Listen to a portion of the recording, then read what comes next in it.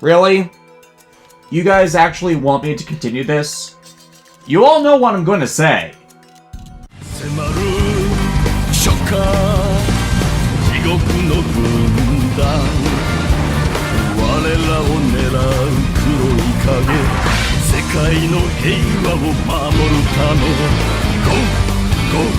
Let's go! 輝くマシン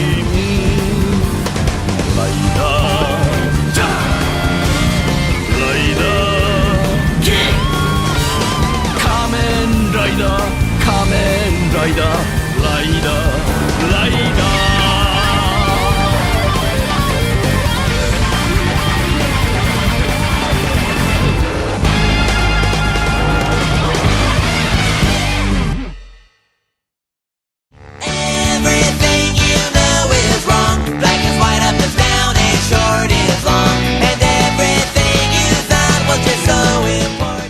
This video is brought to you by Audible. Audible, get your audiobooks on. Use the link provided for a free trial. It helps us keep the show going. And how do you further rob a series of its dignity than have it adapted into a show where their counterparts fail at the exact same job the source characters are given until they deus ex machina timey-wimey retcon which spitball and disrespecting even more shows? You make a sequel series to it, helmed by noted incompetence. Zyuden Sentai Kyoryuger Brave, also known as Power Rangers Dino Force Brave, because Dino Force was what Kyoryuger was imported as when it ran in Korea, is a 12-episode, well, actually it's more like 6 as each episode is half-length, Korean-funded sequel series to the original Kyoryuger, recast with Korean actors for the roles. Albeit the show is still being shot in Japan and directed by Koichi Sakamoto, who had just come off of directing the film adaptation of Hurricane Polymer, while somewhere in this period also directing the Deca Ranger Gavan crossover event, Space Squad. Sakamoto, incidentally, is the only man among the staff that's not controversial, at least when you discount anyone who thinks he, personally as a director, is responsible for Calsplosions when he wasn't. It was produced by High Lord of Horrible Content from Toei himself, and I've repeatedly showcased that fact, so there is no arguing this point, Shinichiro Shirakura. He's history's greatest monster! And the queen of toyetic insanity over-justified in the narrative, Naomi Takebe. Though, to be fair to her, not all of her marketing ideas are objectively bad, it's just she's only grown more egregiously inexcusable with time, and now she insists things that be made into toys be shoved into a series, and that can conflict with developing the show, as her actions often waylaid showcasing what needs to hook its audience, which is its story. And not just gimmicks. Both of these producers are just horrid with their use of shoving into the front and insisting on the showcasing of selling gimmicks, both of the toyetic and the flashy event even though we've done it before variety, to trick people into watching or buying a product that is actually completely and utterly wretched when they are let off their leash. Case in point, the Tyson movies. Which brings us to this series' head writer, Kento Shimoyama. Kento Shimoyama, in tandem with Nobuhiro Mori, was responsible for giving us Shuriken Sentai Ninja, and no, the symbolism of beginning and ending 2017, which has been an all-around awful year for me, bitching about this guy's incompetence is not lost on me. I have made very clear how much I despise that series, so I do not feel I need to elaborate on that further, outside of saying, 1. To date, even with how bad it is by Power Ranger standards, Ninja Steel is vastly more tolerable, as its cast isn't made up of nitwits. So even if its stories are still self-sabotaging with their asinine diversions, you have a better time with the characters. 2. Shimoyama already ripped off a number of Kyoryuger episodes and facets, which ended up god-awful when put into Ninja. And 3. The other series he's worked on, Ghostager, Gokaiger, and Go-Busters, had him writing some of their worst episodes. But even then, that work was ultimately far better than anything else he's written, as it was obviously clear there was some form of peer review going on there, with the writers actually in charge of those works and the producers as well. Whereas Ninja tanked in every field to the point even Ninja Steel can't make something appealing out of what they were given, with how horrible Ninja Steel's ratings and sales have likewise been, and his work writing the movie Kikaida Reboot, apparently, as I'm getting this third hand, thanks guys, had Akira Onodera pull Toei's rights to that property, as Ishinomori Productions as a whole found it so horrible. It's kind of a big tip-off you should stop paying people who will lose you money. and yet Toei keeps doing it. This is a massive, multifaceted mistake. Much of what made Kyoryuger work was the writing talents of Riku Sanjo messing and being complemented by Sakamoto's choreography, and as a result, they made a popular series even with its detractions and meddling. And Kyoryuger was a huge hit in Korea as a result as well, which was the entire impetus for them to even bankroll this to begin with. But you can make a good direct sequel series with at least some input from its original creative staff or people experienced with writing the material, and not just its director. And they had to have realized this previously, as that's what made Gokaiger work so well. Its head writer, Naruhisa Arakawa, is intimately familiar with the grand majority of Super Sentai series, as he had been involved in Toei's works for 2 decades, and he looked back over the Sentai material he wasn't involved in before writing the tribute episodes. Meaning even in-house, they knew how they could do this correctly, and yet, as is consistent with almost all works held by Shirakura, did the exact opposite of what would make a successful product. For everyone that disliked how harsh I was to Dino Charge, with the exception of Gnome Camille's music, which is, again, it is still the worst thing I've ever seen in any way tangentially attached to the genre, it is in every other respect better than this fucking show. It is that bad, and it had no reason to be. I mean, I know Sanjo went back to beat the Vandalbusters and eventually started drafting the Kamara double sequel manga, Futo Detectives, during this period so it wasn't available. I know Takahito Omori, as rumored to be sabotaging Kyoryuger and Drive as he was off being in charge of Excite and was giving Yuya Takahashi the leeway he needed to make Excite a huge hit, but why them? When literally anyone else at the company could have given the time to make this not be shit. They have to know by now how controversial and disliked these individuals are. Hell, at the time the show was being made, Shirakura was also micromanaging the annual idiocy of the Spring Tyson movies, and yes, I heard about that. I'm happy those are being discontinued since they keep losing Toei money. And Season 2 of Kamen Rider Not Amazons, before Amazon Prime likewise dropped that property like a prom dress, as likewise it wasn't making the money. There is literally nothing his involvement will not sabotage into failure, but as bad as he is, stretching anyone's attention thinner only results in worse work. Hell, Kyoryuger was still in its early episodes, back when Toei was still trying to bank big on the series and people were attempting to justify it to themselves that it wasn't bad or ripping off prior Sentai, while taking up to 11 what people hated about Ninja. And before the show was censored by Japan's Merit Watch organizations for vulgarity. So instead of trying to make sure the series and events already on the docket were successful and head off any potential issues the audience might have with their content, which were repeating the same problems has been causing for years a downturn in reception and revenue for their properties, to the point where I saw a Japanese poll that listed 75% of its responders wanted all events helmed by him to stop and for him to be removed from his position. They instead tried to do anything and everything at the same time to offset the financial failures of the last few years, and screwed it up again.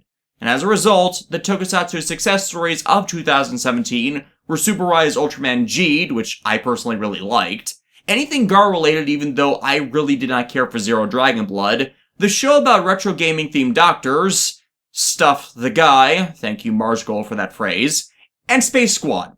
And yeah, the first pedestrian snapshots of this series occurred around the same periods those other things were in production. And when an announcement of their involvement was revealed, we'd already gotten trailers, toy redesigns, footage of the series that had already been filmed and edited. People were starting to get excited for this series, curious about how they were going to do this. Even people that didn't like Kyoryuger showed some interest in this abnormality. And then almost all of that immediately died when their names appeared on it, due to the negative notoriety of these individuals. What people thought was going to be the first direct sequel ever to a Sentai series, we all just collectively realized was going to in fact be a Korean knockoff of a far better executed show. 2 of them. I can't even say it's ironic, as these are the kinds of decisions that keeps making Toei fuck up their own properties. Hell, this series is barely worth fucking recap beyond once more citing just how plainly awful its production heads, bar Sakamoto, are, as this series literally is that worthless. And I mean that. Of the 12 episodes of its run, 8 of them are the exact same goddamn episode. Why? Because Shimoyama doesn't know jack about writing a full series, has no material to write a full arc for a series, and no character possesses any sort of arc. Hell, they're not even characters. They're cardboard cutout stand-ins of other characters. No, really, each member of the cast here is just a ripoff of a pre-existing character, nothing more. Ji-young Kwon, our dumbass Red, is the bastard offspring of Raito Suzuki and Takaharu Igasaki. なんだこれは奇跡だまさに大悟の再来 Daigo earned in-story every single goddamn thing in Kyoryuger. Ju-ong just gets handed a gobble revolver after showing up inexplicably, as in the show never showcased why he does, with Gabutira's counterpart Guntira. Daigo spent his life traveling the world and taking in the wisdom and learning from every single experience he's ever had. Ju-young has spent his entire life on a mountain training. Training for what? Who was training him? Never explained.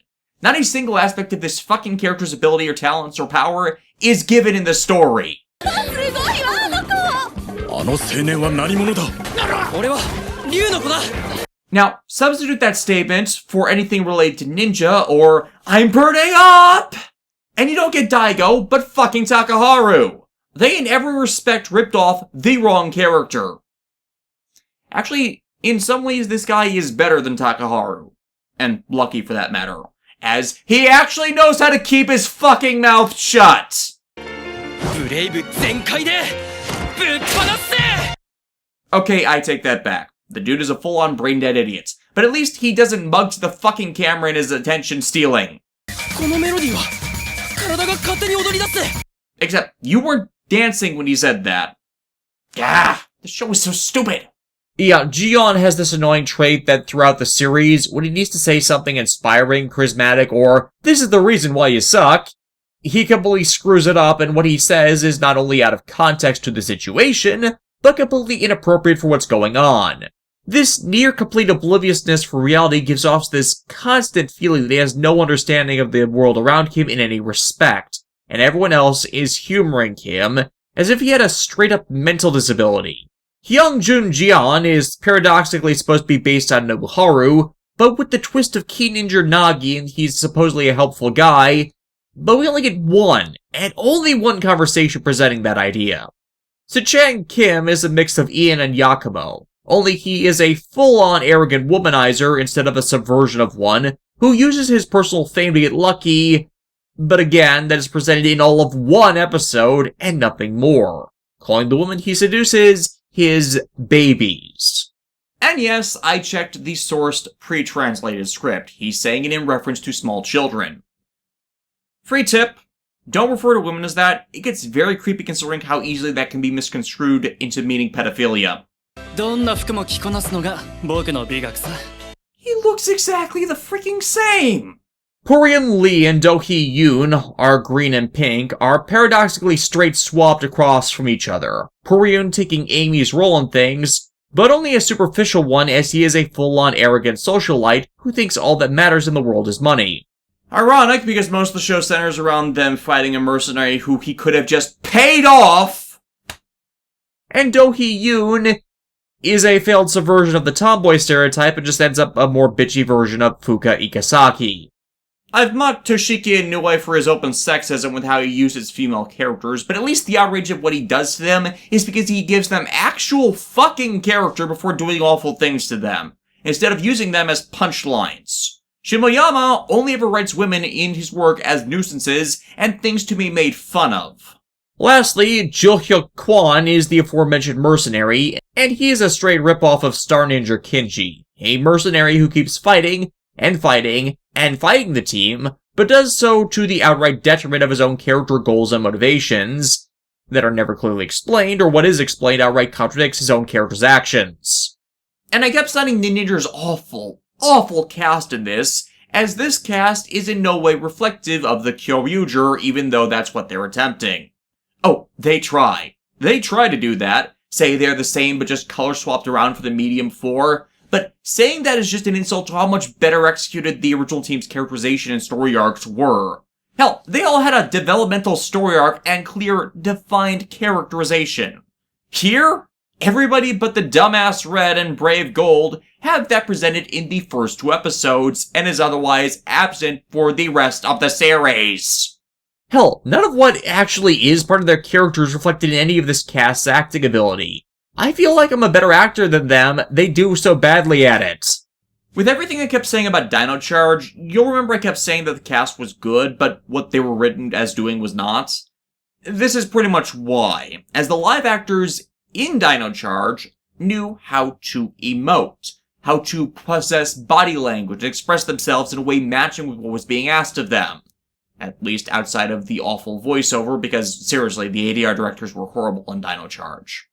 That, however, is completely lacking from this cast. They are so bland and lifeless here, incapable of properly emoting or making character actions reflective of how they're supposed to be moving their bodies via postures or inflections. And I checked the Korean dub of this, it's present there too. And I've never seen that from something Sakamoto's directed, which lacks that. I'm not sure if it's because that's what's expected of Korean actors, or just this group being utter crap, as you get that from the suit actors. I mean, I've spent the better part of 2 decades ingesting an obnoxious amount of Japanese media, the last decade of it including their live-action material. I've trained myself to keep tabs on the subtle character tics which inform deeper meanings. Hell, earlier this month when Bandai announced the complete selection modification O's driver, which I will be getting by the way, O's star Shu Watanabe confirmed for audiences that he and suit actor Seiji Takaiwa were intentionally posturing their hands differently depending on what form the character was going to utilize to fight at the time. I'd pointed that out to people as early as 2010, and stopped because no one believed me. And you don't get any of that, any sign of that, from this cast. If it's not on the page, it's not present in these guys. And my god, is a lot missing from the page. Each episode of this series is a total of 12 minutes long, but no one in the staff understood at all how to do a half-length episode. Instead, it's a full-length episode of a series, only gutted of half of its content, all of which would have been needed to justify what goes on in it, as all that would happen in every goddamn episode is a character would say a line that is in no way validated by anything presented before this, they'd make a plot around it, and that statement without any confirmative details to expand on or validate it would be proven to be true. Why? Because this series does not spend any time justifying why it would be true, just accepting any statement as fact. And trust me, they had the time if they'd wanted it. Of the 12 minutes of each episode, more than 2 are lost between the show's opening recap, opening theme, which is just awful, end credits, and then preview for next episode, leaving less than 10 to play within a short-run miniseries which do not at all need such lengthy openings and endings. And for the 3rd goddamn time in these videos on dinosaur-based Sentai series, I can again look at the Mega Man Battle Network anime for how they should have goddamn done this. Rockman.exe Beast Plus had their episode length slashed in half to a comparable length as this series before that sect of the franchise ended. And similarly, Shooting Star Rockman that followed it kept that episode length. However, they compensated for that in several ways. The opening and end credits were reduced in length massively to short jingles, allowing more time in the episode for the main story. The main story of each episode was streamlined to either tell simple one-shot tales that could be achieved in that time, partially helped by the series' long continuity to play off of or make focus of things that might have ended in a poorly addressed subplot in previous episodes otherwise, or once told in a serialized manner over several episodes, so the more complex story would have the time to breathe. That is not in any way present in Kyoryuger Brave, where it's just a few conversations that don't at all add up, and are stringed together, fight scene, and tawdry resolution that at no point progresses anything, as there is no real change to anything. And I can't even say there's an arc here, as again, just like Ninja and its repetitions of shit it already did without any real advancement of anything for most of its run, it's the same damn thing every episode. stupid conflict, the guy in red is proven right despite there being little to no evidence to him being right, and more for him being wrong or an outright dumbass. And to Ju Yong's credit, he's not as big a dumbass as Raito Suzuki, Takaharu Igasaki, or Kyoryuger's Lucky, but that's only because he knows how to keep his fucking mouth shut. But the same problem of those characters is nonetheless present with him. The show focuses on him to the detriment of anything else. He's right when there's nothing at all in what's presented that he is supposed to be, and he has powers and abilities far beyond those of his peers, but we are given nothing to validate it or anyone at any time pointing out the character's oddities, and it's just shorthanded to, well, he's another Daigo, when he in no way is. Kyoryuger pointed out several times that how Daigo acted wasn't normal, that his abilities weren't normal, but they were informed by his abnormal lifestyle and eventually revealed to be rooted by the experiences in his travel and being touched as a child by the melody of the earth, giving him a greater ability to harmonize with those around him. The show didn't make him right, him listening to those around him and endeavoring to find the best informed solution for the task at hand did. Just like any other person with a functioning brain would do. Instead of how every Sentai bar Zyuden since it just shorthanded that to them being right and the reality around them bending over backwards to make it so. They don't even get the most basic things about Kyoryuger right, despite this being directly quoted, both in series and by out-of-series statements by Shinichiro Shirakura, because of course he would, to be a canon sequel to Kyoryuger. See, in the original show in Dino Charge, all of the beast batteries tied themselves to a conceptual ability the game formed to their powers, which expressed themselves externally as some differing ability. None of them were augmentation powers, ones which would enhance or grant a power that could be garnered naturally or they could train to possess. Even among the 10th grade Zyuden Ryu the Kyoryuger partnered with, the Kyoryuger only garnered that ability to partner with them because they shared an affinity between them, or earn their respect and right to wield such power as their own. Take it as their own strength, which they would improve and grow stronger with as part of the series' long game about personal improvements and growth.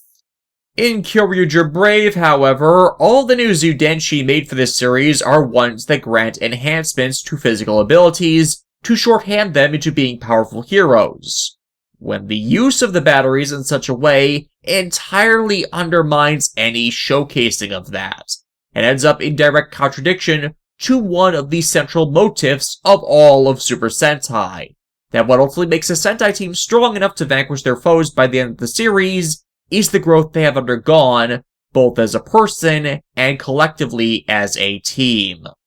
By robbing the series of that, and just excusing the characters from it with such batteries that can just grant them it with a quick use to curb stomp the series villains with zero effort shown on their part, you rob any worth and merit to these characters at all. Hell, Torian's brought back for this, somehow, as are Canderilla and Luckyru, and they do nothing all series.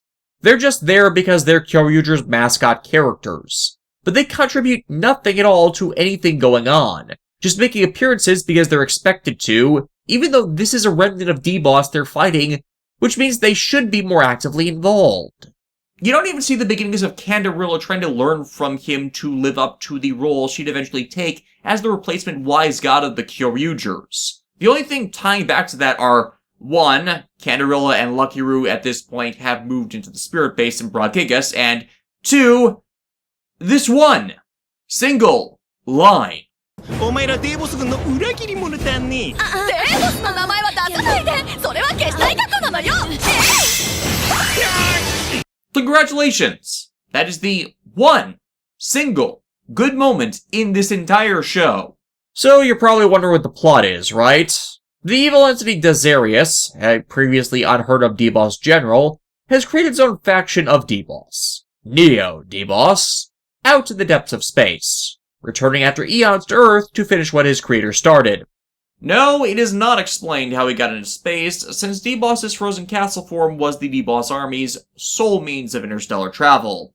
No, it is not explained how he was banished from Earth, and no, it is not explained how he survived out there all this time, and only chose to come back now. Especially since his goal is to find the Dinosaur King, an entity that defeated him in the ancient conflict, despite just saying it was the Zyuden Ryu who did so. And if he can defeat them, he can take that power for his own Yeah, I have no idea what his motivation obsession for getting that power is. They do explain it later, but it's really, really stupid. But regardless, he thinks it's inhuman. So has his minions, who are just horrible kit bashes of Kyoryuger monsters that are remodeled to all have an overt and obnoxious elemental theme, go out and attack people to try and draw out their power. This makes Toreen, whose spirit has been summoned back to Earth from Zyuden Ryu Heaven, to intervene as they seal Gigas, searching out a new team of Kyoryuger. Why? By timeline, this doesn't happen until long after the original series. The original team should still be active. I mean, it's not like this is in the far-off future. They set this in 2017, which actually results in some continuity errors later, as the ending of the series involves an early bird cameo from the Zyuden, which was going to be run after this show in Korea's broadcast of Super Sentai. Thus, over 2 episodes, he comes across the aforementioned dumbasses, and simply by handing them batteries and nothing else at all needed, they're straight up empowered from that and get to fighting really, really badly. While normally I'd not call out people who just got superpowers at their inexperience at it, the fact is, this does not really change at all over all of these episodes, and it's done just to rush out showcasing the new brave Kyoryuger, which just looks awful with that wretched color palette.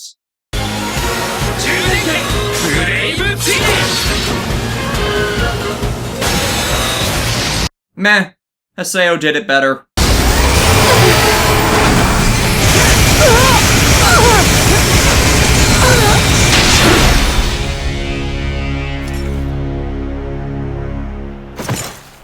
The second episode introduced Green and Pink in this manner. ああ、なるほどな。こいつらが新しい仲間ってわけか。A reminder, Daigo was not at any time the one who decided that. どうしてもそんな危険な戦いにそうちゃんを巻き込もうって言うなら責任者を呼んでらっしゃいよ。それなら俺だ。あなたはただのリーダーでしょ。戦隊の責任者よ。As how a Kyoryuger was chosen was through proving themselves and earning the respect of those either bearing the power or that of the Zyuden Ryu itself. Green and Pink show themselves as actually more capable than their compatriots in this, but regardless of that, Black and Blue after this treat them as incompetents and proceed to use the rest of the series to belittle them in the few moments of character action they possess, which is thus all awful. 50発命中するまで終わらせないよ、ベイビーちゃん。わかった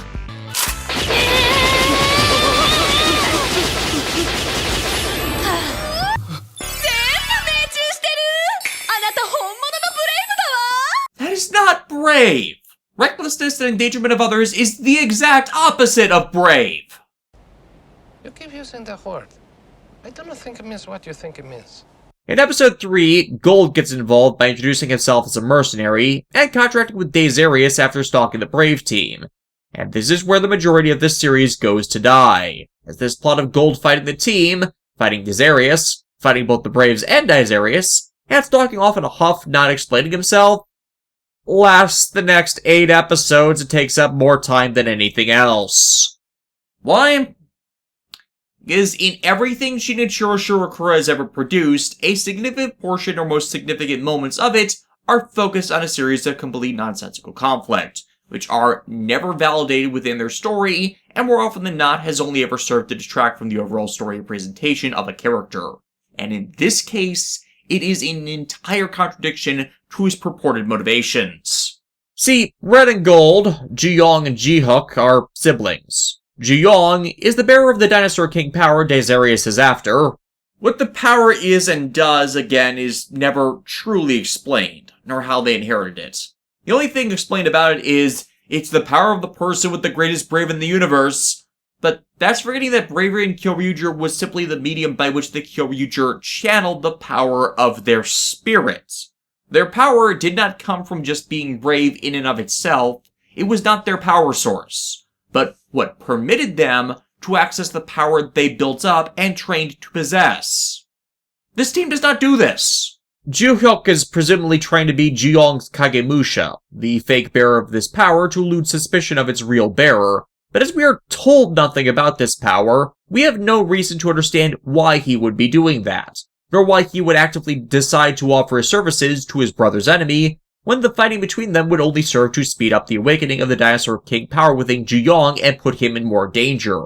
And him constantly fighting him with intent to kill defeats the purpose of protecting him, as it won't motivate his brother to quit, considering the entire reason he's fighting is to stop Dazarius and his attacks, which will only end with one of their deaths. So it would make more sense to supersede Ju-Yong's place on the team, take his powers, and shove him out, or join them with the explicit purpose of making it so Ju-Yong isn't needed to fight at all. AKA, the plot to Samurai Sentai Shinkenger. Instead, like every goddamn spring movie Shirakura has ever produced, the person with the least reason to ally with the villains, allies with the villains, and facilitates them obtaining their win condition.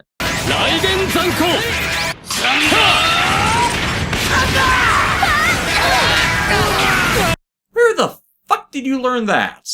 Again, this isn't a skill that comes with the powers. It was something the user of the powers developed. Soji used it in the body swap incident, yes, but that's because it's a skill that can be taught, and Uchi and Soji trained the other in their skills. Hell, Soji's dad had a book on it, but could only barely mimic it because he wasn't experienced with the technique, and yet this guy can just use it automatically? Fail! You fail! And to show how even worse he is at this, he immediately gives away the fact that he is Ju-Yong's brother with irrefutable evidential tells, including his own birthmark that Ju-Yong knows by heart, as is Ju-Yong's fighting style. 以前にもどこかで戦ったことがある気がしたんだよな。そんなありえないよ。 Except, for that blatantly obvious birthmark on his neck that you then lingered on in a new segment of that flashback, and birthmarks are unique identifiers of a person, meaning the Team Red is now lying to them about an enemy that's intent on killing them, which leaves them more vulnerable without such knowledge, as then they won't know how to properly act in battle, as you chose not to believe it. There is no line of dialogue in the Shimoyama work I can't critique. And yet it is not until episode 10 that the series finally puts that to rest. Ju-Yong instead repeating the exact same goddamn cycle of, could he be my brother? He is my brother! This proves it's my brother! Could he be my brother? He is my brother! This proves it's my brother! We should do something! Should we do something? We should do something! Should we do something? Third time I've referenced Linkara this month. I need new material. But regardless, that's all it is. The same points without real progress every episode. Same structure, same bullet points, same notes, same tune. The exact same way that Ninja screwed itself over. Sure, there's some signs of progression, but they are the ones given the least focus despite those moments that should be A-plot material being given less time than a D-plot. Turning gold to their side? Focus until episode 6, and then dragged out through episode 10. But episode 9 is when they're supposed to be freeing Bragigas to lead into the series climax, only for them to screw that up, leading to Bragigas being possessed by the monster previously stealing him in a series of plot points that makes no goddamn sense. And also when Ju-Yong's Dinosaur King ability is revealed. Learning what unique abilities each member of the team has? Pfft, I can't even call that a D-plot. It's a quick, not even a paragraph, exposition dump from Ju-Yong telling them what each of them is good at, without any sign at all before this that this is what their affinity is. And then suddenly, they're good at those things, and then that is never seen from them again, as the show never spends time focused on them. Instead, it's just on these two brothers and Dazarius' obsession with that power that by the original Kyoryuger series showcasing, he shouldn't even want. The power of the Kyoryuger's brave spirit was antithetical to all D-Boss entities' existence. Any possessing it eventually led to rebellion and a refusal to conform to D-Boss's will, wishes, and edicts, as it was seen that this power was inferior to D-Boss's own magnificence and ability to analyze and adapt to the best possible means of exterminating entities. They wanted to understand it, yes, but only so they could crush and exterminate those who would possess it. That power in and of itself is worthless to them beyond an obstacle to be defeated, as the power of their creator when fully manifest is that much greater as an ultimate life form. 竜の王の力が俺の力と合わさればパワーは数億倍にも増幅し星の一つや二つ簡単に破壊できる我に死んだ万象を支配する力を与えよ Because cliche. Shimoyama writes nothing else but them. The series ends with Desiris finding out Jiong is the true bearer and captures him, attempting to drain the king's power so he can become all-powerful. With the remainder of the team... No, wait, sorry, it's just Gold again. I mean, why would the rest of the team even matter on this? Charging on board his ship using Patera Gordon's counterpart, Stair Volton, who can somehow fly into space. Yes, they back-adapted that from Dino Charge, as Patera Gordon can't fly into space. And defeat him with just a straight-up anticlimactic exchange, as they'd not built up anything but the absolute bare minimum they could have. There's no feeling of urgency, no feeling of triumph, no real rooting for this group to succeed, and you don't even really care about what's going on, as no one but Red and Gold mattered to this, and no one but Red or Gold gets attention in this climax or finale either. Yeah, everyone was still bitching about Daigo taking all the spotlight for himself and the show not caring about anyone else but him, with everyone else only being cheerleaders. This is the show that actually does that. Nothing matters here but these two dumbasses, and Gold's only done all this and cares about this because of how it affects and impacts the Red. Everything actually revolves around this guy, to no actual merit to him. I mean, you could have ostensibly had this as a show about the bond of brothers reconnecting after years apart, but because they spend more of the plot spending them in conflict than anything else, it doesn't even really read as that either. It is just a waste from beginning to end, which is really unfortunate, as the fight scenes for the most part are good, and Sakamoto shows himself once again as the only professional on this production. The worst effects, I'd say, are the ones involving Bra Gigas, as the mechs are mostly CGI in this show. Now, it works some of the time. I really like this exchange between Brave Kyoryuger and Brave Patera Idano, as though they cheaped out on the detailing of it, the speed doesn't allow you to clearly make out that lack of detailing anyways. But it nonetheless shows how little effort everyone else but Sakamoto and his stunt team even bothered to put into this production. But regardless, it is the absolute worst out of all of these series I've spent the last 2 months presenting. And if it were a longer show, would qualify as among the worst Sentai's ever made. Because it's so short, however, I don't think it really does. Kyoryuger, at the end of the day, was a good series. It was flawed, but it was nonetheless enjoyable and well presented. But nothing trying to echo it has succeeded because they don't grasp the basics of what made it such. And that is clearly shown here. This show is awful. It really, really is. And there's no tangible merit to sitting through it. But frankly, and the reason why I'm not as angry as I was at Dino Charge is, we knew it was going to be trash going in simply from the track record of its staff.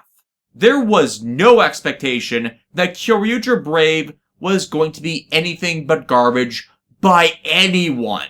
And as a result, it isn't as disappointing, as this is exactly what we anticipated. No, Dino Charge draws more ire from me at the end of this all, because it could have been something good, and yet wasted every chance it had. Dino Charge was the more internationally marketed product, a distilled version of a far better series, which could have been overdubbed to make a fully viable product. Kyoryuger Brave, as badly as it did, was made for the Korean and to a lesser extent Japanese audiences that, years before, enjoyed the original show. Said fans got screwed over, and according to my browsing of Korean and Japanese Sentai boards, they were in open contempt to this miniseries, so it got the negative reception it entirely deserved. But I ultimately feel indifferent to Kyoryuger Brave, as it was obvious from the outset that it was never going to be anything more than a naked cash grab. While I feel nothing but disappointment and betrayal from Dino Charge, because I have long expected better from a franchise and individuals who have done better, but have refused and failed to for the majority of a decade. As bad as Toei has gotten in recent years, unless they share common staff to the previous failures, it is always in isolation to better content they are also making. But Saban, nothing they do is worth the investment, worth the effort of following anymore. Thus, especially with how short the entire series is, I cannot legitimately say Kyoryuger Brave is worth holding in more contempt over Dino Charge, as this is exactly what was expected to come from these people from the start. Good fight scenes, good choreography and direction thanks to Sakamoto, but awful characters, meritless storytelling, and a completely miscast set of actors. And with how much I hate most of Kyoryuger Brave's staff, I hope that holds some weight. But that is simply another sign of how Power Rangers production has fallen from what it once was. If known incompetence can still produce completely worthless material, then I ultimately hate less than what they do.